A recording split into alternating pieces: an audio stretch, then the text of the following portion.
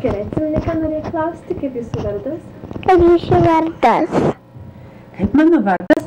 Mano Zuzana Pautienytė Juškevičienė. Ir norėjai paklausti apie Lietuvą, ką nors? Kaip jūs bėgat iš Lietuvos? Kaip mes bėgom iš Lietuvos? Žinai, išvažiavom mašiną, automobiliu. Atėmė automobilį, pirkom arkliuką. Į vieną didelį stambų, o kitą mažutį, širmutį. Ir mes su tais dviem arkliukais biskį važiavom. Žinai, kokį 100 mylių važiavom.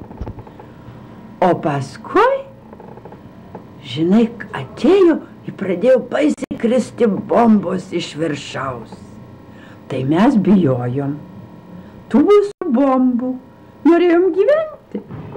Ir bėgom, palikom viską. Ir arkliukus į viską sėdom į traukinį. Ir bėgom, važiavom. Labai toli važiavom. Žinai, kaip ilgai važiavom? Važiavom kokią visą dieną traukiniu. Ir atsidūrim Vokietijoj, žinai, labai gražioj vietoj netoli jūros. Pomeranijoj.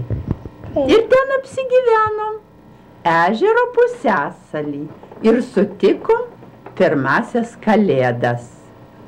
Ir tam ežero pusiasalį, ir žinai, kalėdų rytą mes išvažiavom. Su Rogytim, su Jūratė. Aš turėjau tokią dukrytę, jos vardas buvo Jūratė. Į biskutį didesnį už tave buvo. Ji buvo 6 metukų. O kiek tų metukų dabar turi? Aš dabar 3,5. 3,5, o mano dukrytė Jūratė buvo 6 metukų.